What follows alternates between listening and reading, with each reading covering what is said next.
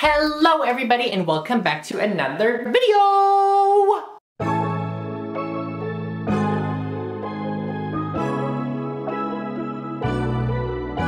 Yes, it is true. This is my last video on YouTube for the decade. So on April 26th of 2022, it was my 10-year anniversary of uploading on YouTube, the beginnings of FlawlessKevin, and I just wanted to commemorate that with like a nice little reflection video because life is too short to not reflect. I cannot believe it has been 10 years because my life was so different at the beginning stages of my YouTube career, and now where I'm at today in comparison, it's just like anything is possible if you believe in yourself. So I wanted to share with you all 10 things that I've learned while being on YouTube within the past 10 years. So sit back, relax, grab a snack, and let's go down memory lane and practice gratitude together.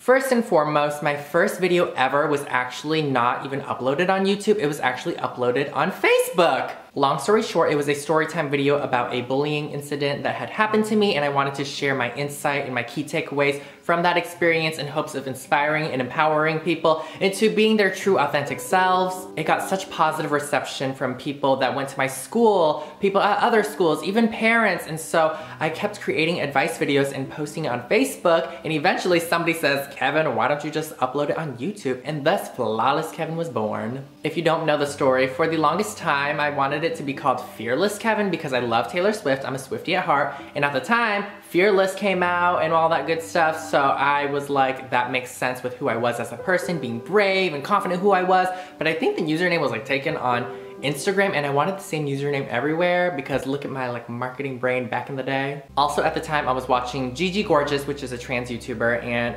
she was known as Gregory Gorgeous at the time, and it was kind of like a play on words, but anyway, Fearless was taken, and so for some reason I liked FK, and so thus FlawlessKevin was born. For the longest time I didn't know what FlawlessKevin meant until creating content for so many years and meeting you all and having so many different eras and niches that I eventually found that to be flawless is not necessarily the absence of flaws, it's having flaws but owning them and going against society's social norms, beauty standards, gender roles.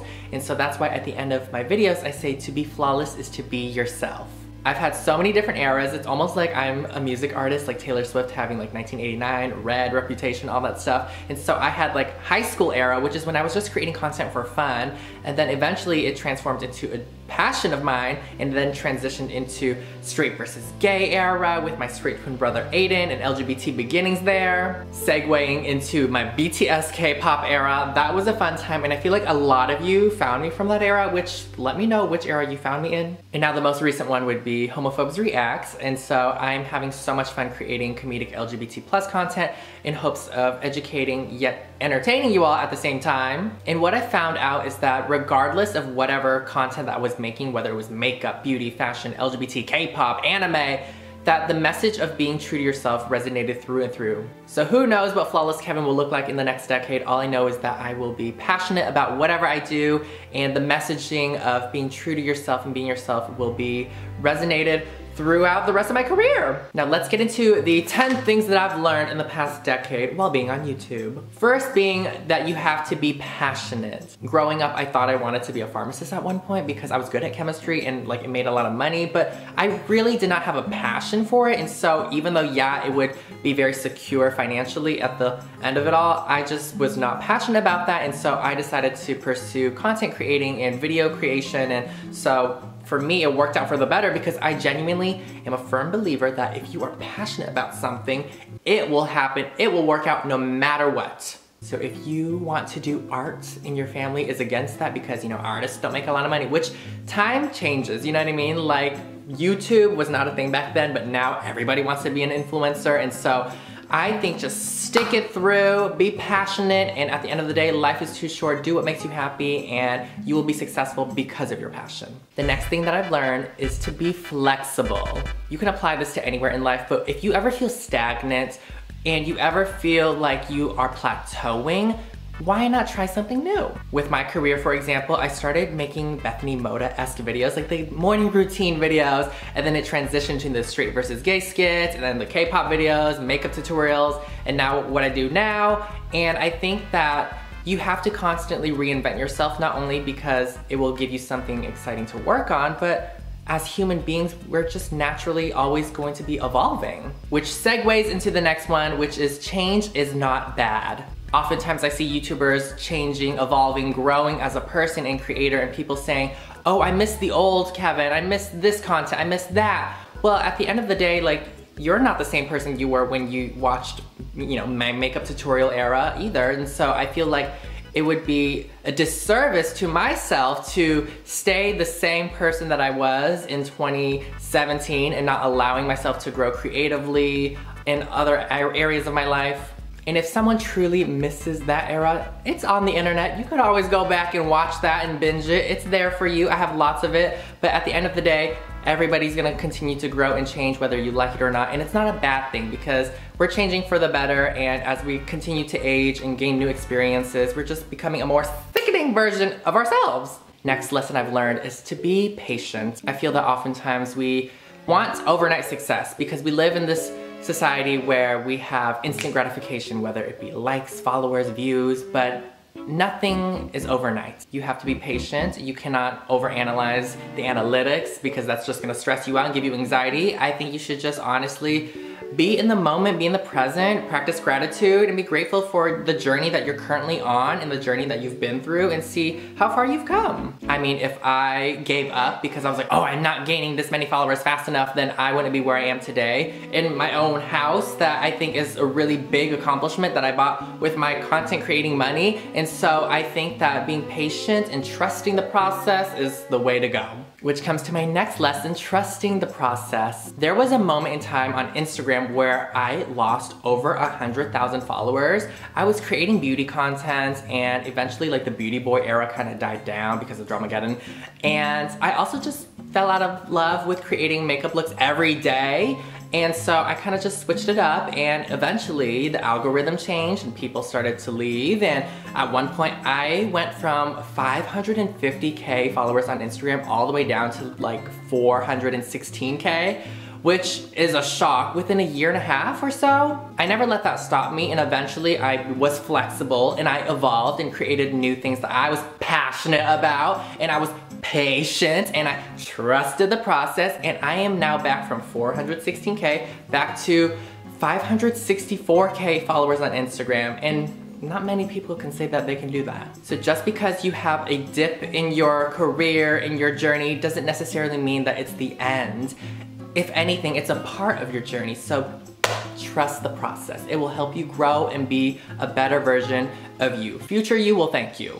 Next lesson is that life isn't fair. Being a queer person of color, I feel that unfortunately I'm not able to blow up and become an overnight sensation in comparison to my hetero white counterparts, and I think that's just the fact of reality, especially in our society. Oh, how I wish I could just eat strawberries in bed and get millions of views just talking about my life, but unfortunately, as people of color, and especially for me being a queer POC, I would have to overwork and work twice as hard as my white counterparts to overcompensate in a sense and prove my worthiness to the audience that I'm worthy of your attention, which is sad, but it's a reality that I have to accept. I will say I don't think it's impossible for people like me to be successful and all that stuff, but I will say it will take a lot of work to get to a point where I could be at a Met Gala and get invited and interview other celebrities. A part of me also feels that in order to be successful as a queer person of color, I would have to adhere to my stereotypes of what society expects of me, which is very unfortunate because I feel that, you know, I would have to play the sassy gay stereotype trope to get people's attention and to get people entertained in that way. I feel that society expects gay people to be funny and comedic characters for their lives, and at the end of the day, we're people too. We're not going to be token characters within your lives and being like, yes, bitch, oh my god, girl, let me tell you something. Like, that's not who I am, and that's not who all gay people are. They're so much more than that. They're three-dimensional people, and it's unfortunate that sometimes in order to be big, you kind of have to adhere to that, but I think, you know, just being true to yourself is the best way to go. The next lesson I've learned is that success is subjective. I bought this house at the age of 24 with less than 500,000 subscribers on YouTube and probably like 400K followers on Instagram at the time, and I think that's just some proof that you don't need to have a million of anything to be successful and support yourself. That's why I think success is really subjective, because you might look at someone and think, oh my god, they have X, Y, and Z because they have this many millions of followers, but at the end of the day, I think true success is having a well-balanced life. For me, I like to look internally and think, who am I as a person outside of work? Am I satisfied socially? Check. Am I satisfied with my family? Check. Am I satisfied financially, professionally? Personally, is my confidence good? And I feel that there's so much more assets within a person that contribute to what success means, rather than just the superficial, showy off financial aspects. And so my definition of success is just being well-rounded in your life in all aspects and being happy with it all. And from this moment, I can sit here and confidently say, I am happy with everything. I could not ask for anything more. And I think that is success to me.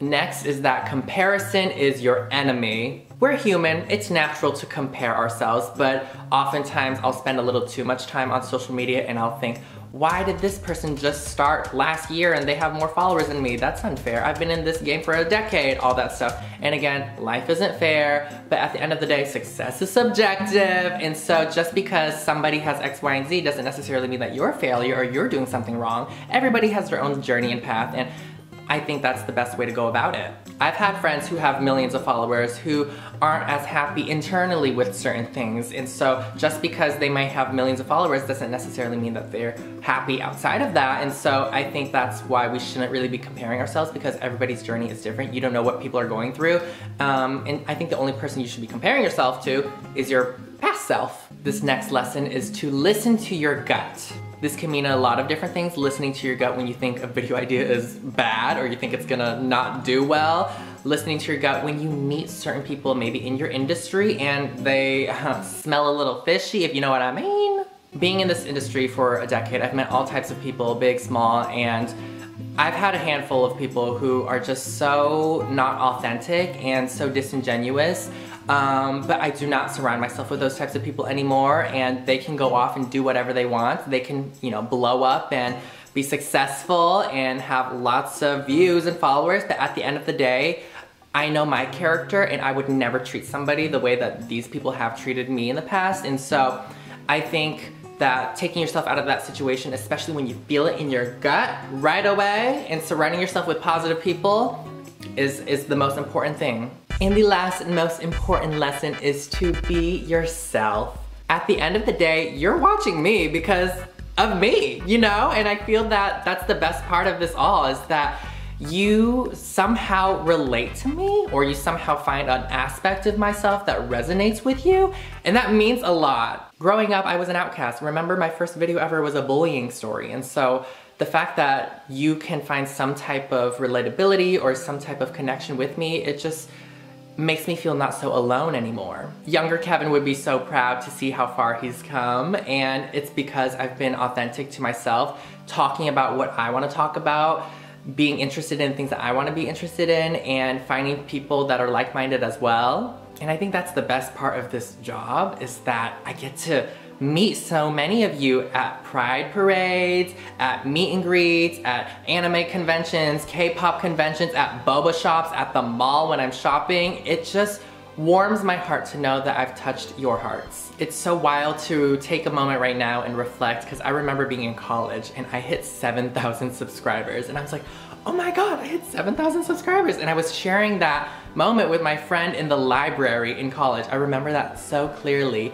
And to be here with almost 500,000, I'm not sure if I'm gonna hit it by the time this video goes up, but I'm about to hit 500,000 subscribers, and I'm very proud of myself for that, because it took so many years of trials and error to get to this point. Again, everybody's journey is different. I wish that I was at 5 million at this point, but it is what it is, because again, life isn't fair. But I'm very proud of the work that I've put out. You know, I've been very consistent, I've been authentic and creative, and I think as long as I tried my best, that's all that matters. But at the end of it all, I'm proud and I cannot wait to celebrate with you all. Not only 10 years, but 500,000 on YouTube. Like, that's huge. But I hope you learned something from this video, and I hope you had a good time reflecting with me. This was just so cathartic to speak to a camera and not being in character, filming a skit, because I want you all to get to know me for me and the way that I speak and my values and what my beliefs are. Let me know when you started watching me, following me, or even better yet, what was the first piece of content that you saw of me? Was it a YouTube video? Was it an Instagram video? Was it a TikTok? I would love to know down below, and we can maybe reminisce together as a Flawless fam. I'm hoping to do more meetups, meet and greets in the future, because I miss meeting you all in a community sense. And the last time I did that was probably back in like 2019 at a Pride Parade, and so I am overdue in hugging you all in the Flawless fam. I have no idea where this next decade will take us. All I know is that you all hopefully will be there with me, and we are going to love ourselves every step of the way. And I can't wait to reflect in 10 years from now, rewatching this video. Whatever it is that you're going through in life, know that I am your biggest #1 supporter. I love you all so much, and remember, to be flawless is to be yourself. Bye!